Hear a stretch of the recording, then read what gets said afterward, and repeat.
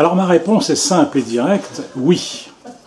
Oui, parce que d'une part, c'est l'originalité, l'identité du Grand Orient de France, obédience qui entame son IVe siècle. Deuxièmement, parce que elle a, par sa méthode initiatique, par le travail qu'elle propose aux sœurs et aux frères de chacune des 1330 loges de l'obédience, une méthode qui permet d'améliorer à la fois l'homme et la société. C'est une démarche initiatique particulière, spécifique au Grand Orient, et qui lui permet de traiter, d'aborder les problèmes de la société. Non pour faire un programme, pour dire, écoutez, pour nous, voilà ce qu'il faut faire, mais plus pour expliquer, essayer de bien comprendre les différentes tensions, les différents phénomènes qui sont à l'œuvre dans la société, et donc de pouvoir aider à l'éclaircissement des consciences. Paris-Copenhague, règne des ténèbres, c'est la rubrique que Daniel Keller, passé grand maître du Grand Orient de France, a écrit dans Mediapart, et je cite, « On cherche à tâtons des ennemis qui sont en nous-mêmes ».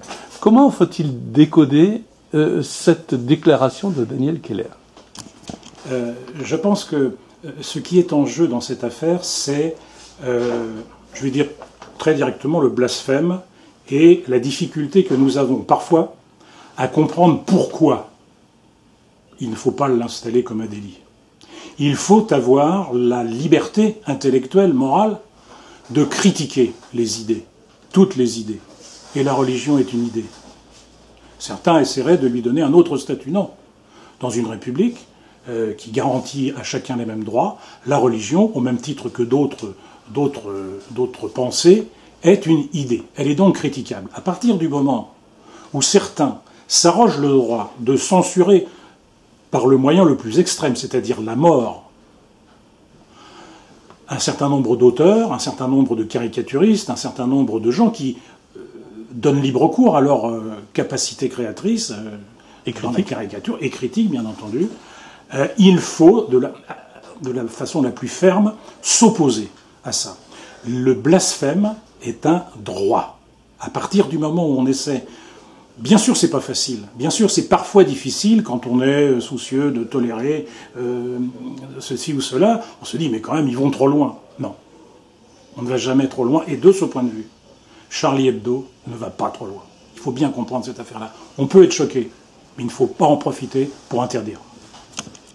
Alors, dans votre chapitre 2, page 37, qui traite du laboratoire d'idées à l'intervention dans la cité, vous proposez d'expérimenter de nouvelles formes de délibération collective et de prise de décision. Est-ce que vous pouvez nous en dire un petit peu plus? Alors là, on est dans l'idée que la maçonnerie est un laboratoire d'idées ou laboratoire de pratique. Et pour la République, que nous cherchons constamment à construire en permanence, effectivement, c'est l'endroit adéquat. Je pars du constat que chacun fait qu'aujourd'hui, la multiplicité des formes de scrutin est telle que le résultat des courses, alors c'est peut-être pas la seule raison, mais on ne va plus beaucoup voter.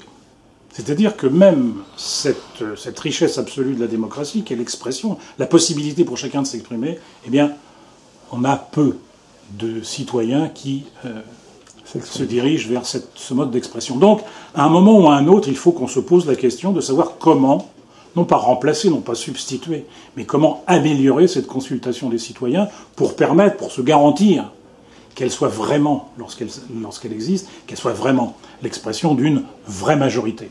Alors, dans l'histoire, il y a eu un certain nombre de pratiques différentes. Alors dans les loges, on le pratique peu, parce que c'est compliqué, parce qu'on ne voit pas bien pourquoi, mais je cite un exemple.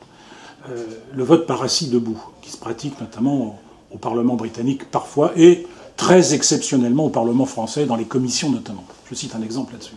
De quoi s'agit-il? Celui qui n'est pas d'accord se lève. Et le rôle du président de séance, en loge le vénérable, ne va pas être seulement de décompter les pour, les contre, et dire il y a telle position à gagner ou telle autre a perdu. C'est d'essayer de relancer le débat à partir, non pas de la négation de la majorité, mais d'essayer de comprendre pourquoi on s'est opposé à ceci ou à cela. Qu'est-ce qu'on cherche par là?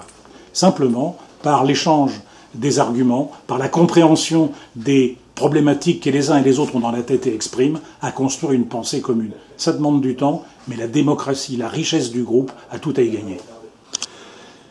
Quelle piste possible pour je cite, « Méditer dans le temple et agir sur le forum sans prendre le temple pour un forum », comme le disait Johannis Corneloup.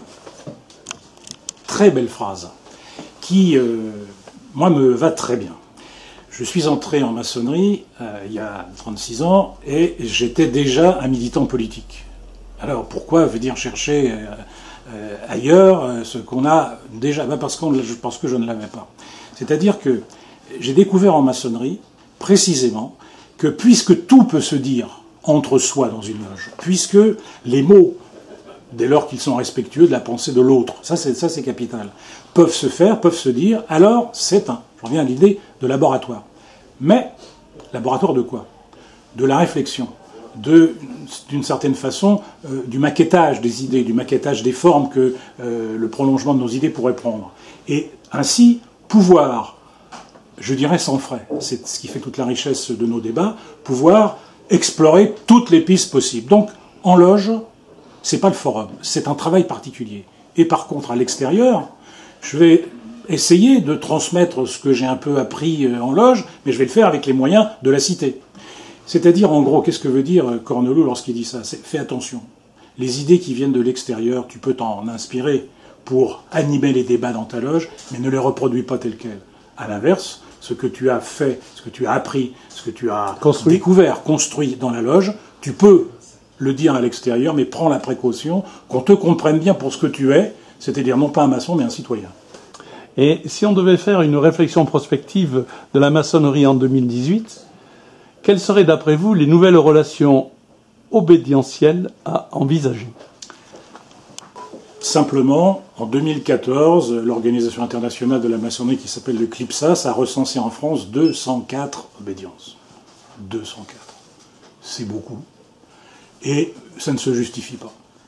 C'est-à-dire qu'aujourd'hui, face à une société qui marche un peu sur la tête, qui se délite quant à la pensée, qui se délite quant au respect des valeurs, des principes, etc., je pense que la maçonnerie, je ne dis pas simplement le Grand Orient de France, la maçonnerie a un rôle à jouer, à condition qu'elle le veuille, qu'elle s'aperçoive qu'elle peut le jouer et qu'elle s'en donne les moyens. Quels sont ces moyens? Et c'est là que j'essaie de me proposer quelque chose. Il est important qu'on privilégie ce qui nous rassemble. En 2002, il y a une formidable initiative qui a été prise par 9 grands maîtres des 9 principales obédiences, qui s'appelait la maçonnerie française. Ça a peu duré.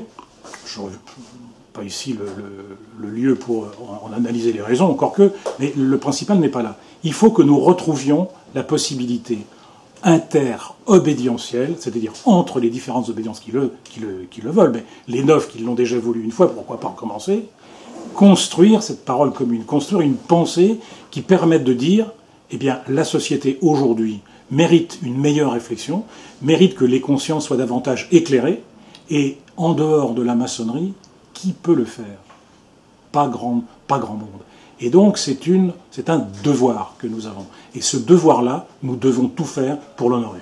Alors, est-ce que c'est ça que vous avez baptisé la maçonnerie 3.0 ? Oui, c'est exactement ça. C'est-à-dire que la maçonnerie 3.0, elle est éloignée. D'habitude, on parle du 2.0. Donc moi, bien que voyant le verre toujours à moitié plein, je me donne un peu de temps quand même. Donc 3.0. C'est prospectif. Oui, c'est prospectif, puis c'est un clin d'œil.